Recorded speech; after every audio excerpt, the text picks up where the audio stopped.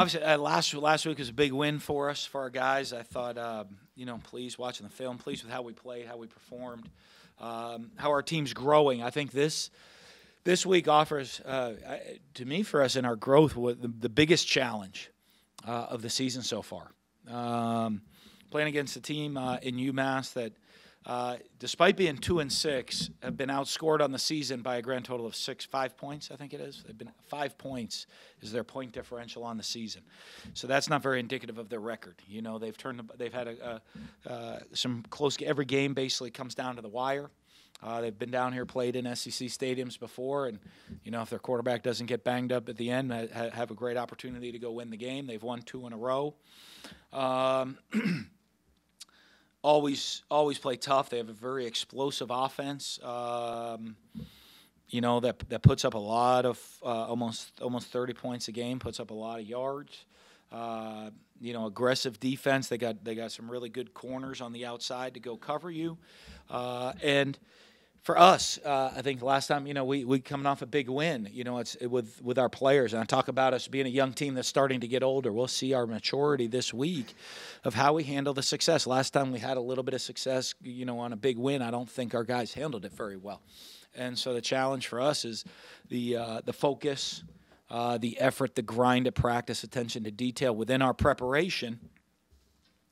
To get ready for a very good football team. A team last year, came down to the final possession of the game when we played them last year. So hopefully that works, in our favor and our guys and their attention to detail within the preparation and the growth and the maturity of our team of have we improved from the last time we were in this situation, which would have been after LSU, before Georgia. Have we improved as a team? Obviously, the difference is we're at home. We need, even though it's an early morning kickoff, I hope we get that home field SEC advantage with our fans turning out and creating a great environment and creating a lot of energy and juice and, and bringing that extra oomph to help us win the game. So, but a great challenge for our guys and this week. We need to, if we want to have a great season, we need to continue to take these steps, continue to grow, mature, and improve in every facet of the game. Jesse had a few passes caught against Texas A&M. You mentioned in the preseason that he was a guy that just seemed to kind of get it this preseason. In what ways has he grown? Well, I think one of the things with a guy like Jesse is he's really understands the position. He's done a good job of being able to. We were able to move him around. He's very intelligent.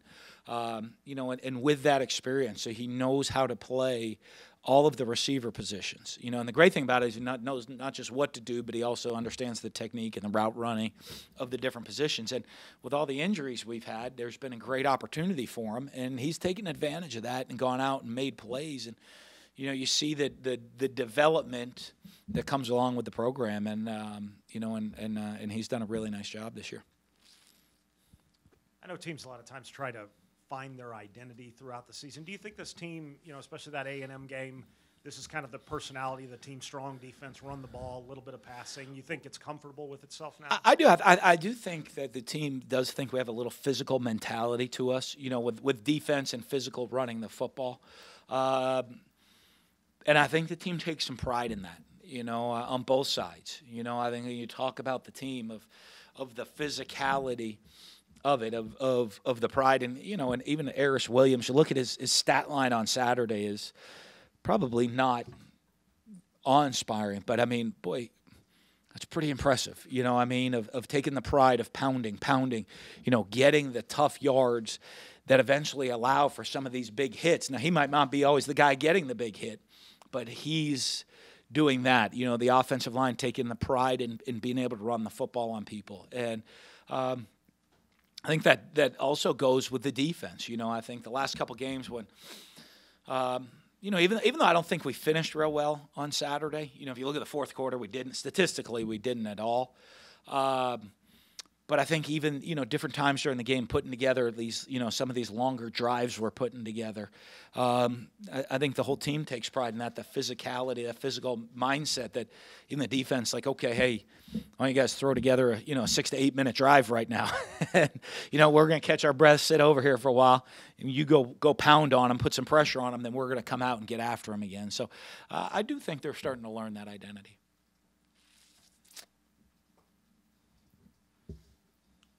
Hey, Dan, your name has been rumored once again in open jobs, with Florida being the latest one. How do you compare your current situation, your current job here, to that of some of your peers who are like leaders of traditionally strong programs? Well, I think obviously I'm in a great position here. I think we've been able to build this program up. Built the facility. I've had my hand in how the facility's been built. We've been able to recruit the type of players that we want to recruit into our system. I have unbelievable support from our athletic director, who is also a coach, who has a great understanding of what we're trying to do. I might be one of the most fortunate coaches in the country with our president of the university, who is a football player and loves ball. There's not a whole lot of presidents you'll see that you can't find a lot of videos of presidents dancing in locker rooms like you have of our president after certain games. And so I think, we're very fortunate here, too, that through the university they've allowed us to allowed us to build the program and build it the way that the vision that we had, and we have everybody on the same page, so I am very fortunate that way. Coach, I know Montez Sweat hadn't been here for a long time, just being a JUCO guy, but how much improvement has he made since he's been here? A lot, and I think because, he came in as a great athlete, you look at him, his length and his athleticism, but he's also put on the size, and he's also really worked to understand the game, of not just trying to say, hey, I'm a good athlete, then go rush the passer, understand how to fit, how to be a run stopper, how to be an every down player, and you see him constantly improving at that from 1 week to the next, and and it's great to see, because I think he's got a bright future. As a junior for us, you let him soak it in and get through another off-season program next fall, and then really understand how to be a three down, like an every down player. I think he's going to have a great future. Coach, since the bye week, how do you feel like your team's progressed over the last 3 games? I think we've come along nicely. I think they've grown up. We'll see. Again, like this week's going to be a big challenge. I think we went into a tough environment Saturday night. I thought we had a good plan.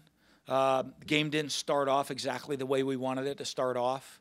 But, I think you could see the maturity of, the game. We went on the road. The last time we had been on the road, I think, was Auburn, was the last time we were on the road before that. And the game didn't start off the way we wanted. And I think we handled it very differently on Saturday than we did the time before. So I think that you see them, the maturity of the team, They were loose on Saturday, and I was a little nervous going in. I thought we had a great week of preparation, and I'm like, okay, either we're very confident and loose, or we're a little nervous and loose, or we're actually, a little goofy right now as a team. And I don't know, maybe it was a combination of all of it, but you know what? I looked at the guys, and that foot hit the ball. They were ready to go play in all 3 phases. And, so I think that also gets back to the identity, the team finding themselves of here's what matters most. When that foot hits the ball on Saturday night, that we're going hard. That whoever, all 11 guys on the field are going hard, and there's all the guys waiting on the sideline to get on the field can't wait to go hard. And if dancing, if sitting quietly, if talking to pregame, if whatever it is that makes us, prepare the right way, have a great week of practice, and then as we're preparing to go play, that foot hits the ball, we're ready to go play hard. I'm great with. No point dancing around the elephant in the room here, but do you have any interest in the Florida job? Or is there a circumstance where you? I'm really happy here. I think if you look at what we have at the program, with the administration, the direction this program's headed in right now, I haven't really thought much about it.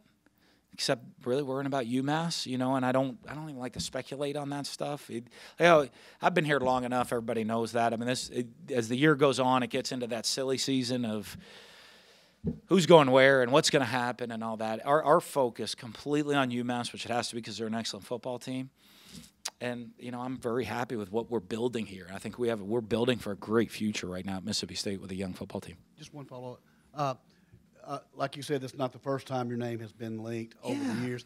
How much of a distraction has it ever been, and what is the potential for it to be a distraction? I think it used to be a lot more than it is now, because the fact that it's happened in the past, still here, and happily still here coaching and hopefully continuing to win a lot of football games. I think it's a lot less of a distraction because I think the players on the team, they know. I mean, it's always a distraction in recruiting. You got to have recruiting meetings and, make sure everybody's on the same page because, they haven't been through it, the guys in recruiting. So you're on the phone reassuring all the recruits. But the guys on our team and within the building, it doesn't become as much a distraction because it's happened before. So, if you go ask the older guys, like, the same thing kind of seems to pop up every year. And no, I don't think so. I mean, I hope not in the way. I always say this. You're either on your way out because you're not winning or on your way out because you're winning, right? That's kind of the rumors that spread. I'll take the on the way out because you're winning. Every guy in our building, I'll take that. But in our league, it seems one or the other, in a lot of different ways. And so I'll take the winning side of that. And so, that's why I think the guys in the program, it doesn't really become a distraction for any of our players. Hey, Coach, based on the way 2016 ended, spring practice, fall camp, do you feel this team's on schedule or maybe even ahead of schedule through 8 games? Well, there's a lot of football to be played still. I do like how we're playing. I do like how we're growing and developing. I really do like the attitude of our team. I think it's shifted. I think we've gotten back to maybe some of the things we lost last year with a little bit of the edge, a little bit of the chip on the shoulder attitude, and that we really didn't play with last year. And I think they've bought back into it, And so ahead of schedule, I just like the attitude. I don't know that there's really a schedule. It's just I want to, when we walk out to the practice field, there's a certain standard of expectations we have. When you show up on Saturday, there's a standard of expectations we have, and our guys are playing to that standard right now. Coach, with the early signing period coming up, it appears that a lot of these coaching changes are happening mid-season. Do you believe that could be an unintended consequence of the early signing period? I'll be honest. I don't know about that because the issue with early signing this year is it's the first time. So I don't know that. I don't know. In the future, I think people might have more of an idea. I don't know how it's going to play out. I really don't. I have no idea how many guys are going to want to sign early, who's going to want to wait, who's going to want to do this with visits, just how that plays out for the recruiting cycle of things. So I don't know that it has, in just college football in general, I think there's so many unanswered questions with the early signing period for everybody, or that unknown of the early signing period that I don't know that is going to have much of an effect on it right now. It could down the road in the years to come, depending on how this early signing plays out. As a quick follow-up on that first, there are several coaches throughout the nation who have said that commits that don't sign in that early signing period aren't truly committed, and you have to treat them that way. Is that something you believe? Yeah, well, I mean, I'm guessing, I mean, if you're committed, right? I'm committed to my wife. I signed.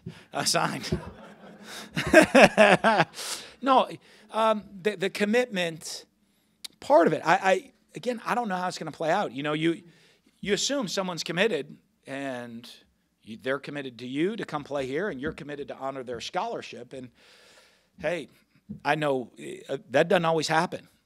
Right, and if the kid throws hats and flips around and then ultimately ruins a dream for another kid because once signing day hits and they throw the hat and flip it around, you can't replace that scholarship because the guy that's next on the list, they've all signed elsewhere, even though they wanted to come to your school. or the coach that pulls the scholarships on the kid late. I think the coaches, they say, hey, boy, you get it's okay for the kid to do it, but not for the coaches to do it. I don't think that's right. And it kind of gets off all on the wrong foot because you look at commitment. I'm asking our guys to be committed to tremendous work ethic when they get here, be committed to that. And so you hope during recruiting they understand what we're asking them to do and what the commitment means more than, I guess a lot of people call it the reservation in recruiting. I'm going to make a reservation and go there. If I don't show up, I don't show up, right? It's like going out to dinner. They don't punish you, right? Seinfeld episode, right? And didn't he reserve a rental car, right? So you get there and you expect the car to be. If you don't show up, they don't penalize you, but you expect the car to be there when you show up, right? So if they're committed to us, you expect them to sign, and they expect to have a scholarship, but, I also noticed there is a big chain on the sidelines given to guys that scored or created turnovers. What's the backstory there? I think Nick Savage had it in there and said, hey, we're on the road, and we've really worked hard. And, I got a steel chain that shows that it's all of us together. And it's unbreakable if we all work offense, defense, kicking game together. And he talked to the team at breakfast about that. You don't hand it to the captains, and then they kind of handed it around to somebody else during the course of the game. And so they got the message, though, because I thought we did play well in all three phases of the game. You talked about the silly season getting here a little early, and I'm not necessarily talking about Mississippi State, but just across the league, do you think that there's, people are investing millions and millions, and they keep bumping into the glass ceiling called Alabama, and do you think there's like a frustration across the league a little bit maybe that you can't break through and you're seeing some of that boiling over? I don't know. I think, I do think, and not just I think Nick and Alabama, they've done a great job within their program, but I do think a lot of different schools, when you talk about program building and you look at a cycle, okay, if the school hasn't been doing that well, you come in, you start winning, you start going to bowl games. Next thing, you start competing for conference championships. The next thing, you win a conference championship and go to a New Year's Bowl. And then the next, all of a sudden, you're competing for a national championship.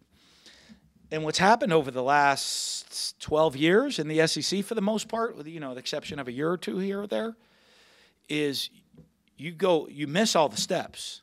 You go from, okay, we're going to build the program. The next step's a national title because whoever's won the SEC West has won in the last 12 years the majority of the national championships. So that I'm going to build the program, compete for the West title, win the West title, compete for the SEC title, win the SEC title, go to a big-time bowl game. All that gets skipped over because the majority of, I don't know the exact number, but there's a bunch of them in the last 12 years, national champions have come from the SEC West. So I think all the steps that you used to have to build the program aren't there anymore. You build the program to start winning and go to some bowl games, and step two is national title, and all the ones in between are gone. And so I do think that puts a lot of pressure on people in this league and puts a lot of expectations among the different fan bases on people within the Southeastern Conference because they want to win. They want to see you continually taking those steps, continually moving forward, continually getting better, and competing to be a championship team. And in this league, that's a big next step.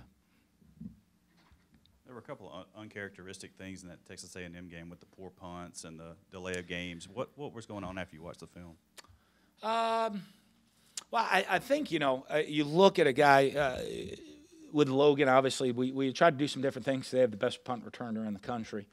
And so I don't know that we executed that perfectly, part of it. And, I give him credit because we did an amazing job in kickoff coverage on that side of it. And then, the opposite on punt. Now, we didn't give up the return, which ultimately was goal number one, but we didn't really get the statistical yardage we want out of our kicks. But we didn't give up the game breaker. So I think it was more that you put a great punt returner that can change the game at any time back there, they're going to have an effect on the game. Now, he didn't, and we contained him not to have the big play, but he did have effect on certain field position battles, with us not being as consistent in the punt game as we've been. And 3 delay games. What were the delay of games on? 2 on offense and 1 on Yeah, the one was right after a turnover. That was kind of, I don't know. I mean, it seemed like it got going quick. I didn't look up because you didn't see right away whether they went to 40-second where they should have bumped it up. You were standing right by, I guess, the field judge. Oh, the funny one. I tried to get a timeout. He didn't hear me. He said, shocking, right? Because you people see me I am somewhat emotional on the sidelines. It's shocking that you don't hear me sometimes. I've had people up in the stands say, I can hear what you say. Remember that every once in a while. They hear me from the stands. No, and then the punt one, I think we were checking and we just didn't. Some of that's, two of them are me not getting the people on the field fast enough in that situation to make the calls with the checks that we had. Or after the turnover, we didn't get on the field fast enough. You had two big SEC games without your starting left tackle, and Greg Island really seemed to handle that situation well. Just kind of assess his play since Martinez has been out and how he's performed as a redshirt freshman. I'll tell you what, he's really grown, and I think, he got the opportunity to get on the field and then have some experience, maybe not play great, but then get into a bye week. After his first playing experience was thrown into a really tough situation, get into a bye week and realize I'm going to be the starter and really embrace that. And I think he's played well. It's great. We're going to have Martinez. Martinez was cleared to play, and our plan is to play him only in an emergency situation so we can try to get him back to 100%. And because he was good to play. I think he was ready to go in the game, but we sat him. We expect him to be back at the 100% Sykes. Where he's going to be playing. He'll play this weekend, and have him back. And we might, I think Greg's development allows us now that opportunity to even roll Martinez through a little bit to get him back up to playing speed instead of going from 0 to 60. To build him back into playing shape for the final stretch of the season. Is there any other updates on any other guys, Gabe or Donald Gray or Dez? Donald's getting an MRI today, so we should know more. Gabe will be doubtful again this week with the foot. Who else didn't go? Dez, we expect Dez to be ready to play this weekend. He should be back this weekend. There was a chance they thought he could have been ready for last weekend. He wasn't, so he should be, we're hoping he's back this week. Saw him down in the training room yesterday. He felt better, so hopefully we'll get him back out on the practice field this week. But he'll be on the edge, of being, I don't think he'll be 100% for this game, but I think he'll be available.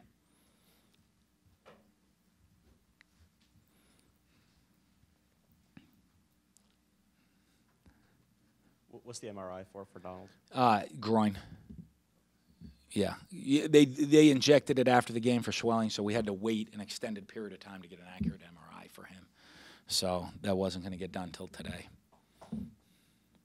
I'm old and I don't understand your running back rotation, but it doesn't seem to be any set pattern as to who comes in. What is your thinking there? Just how it's going? You have to ask Greg. I don't. I like rolling the guys through. Now we will have specific personnel groupings to get certain guys on the field at certain times. That's probably why it looks maybe something different sometimes, because there will be certain personnel groupings that we want this back in. And then there's others where it doesn't matter which back's in, so that can kind of make it look like you're not always sure who's going to be in the game. And Greg rolls them through, of what we're doing, and situationally roll them through. And like you say, it was a great situation for the young guys on Saturday. There are a couple times that, again, you put the ball in some of the young guys' hands, they're pretty dynamic, and then there's some other things going on that it's, but it's learning for them, of them really understanding you got to be ready to be an every down player. I think Nick Gibson blocked a punt on a quick kick, not on our punt block team.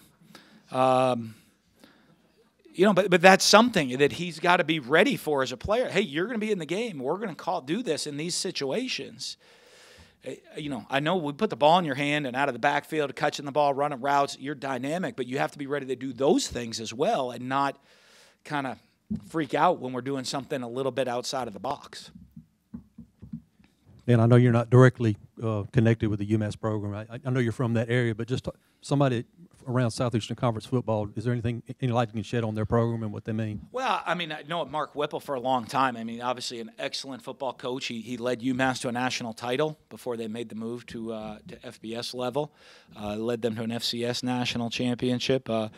He was a great coach when I was growing up. I remember him coaching up there, and in that background, very innovative offensive coach. played him. He was the head coach at Brown when I was coaching at Columbia, when I early on in my coaching career, and they were very innovative offensively. Obviously has NFL background, been around, so just a really good football coach. Being an independent's a different deal too. They're an independent now, so they come in. These are every games are big games for them.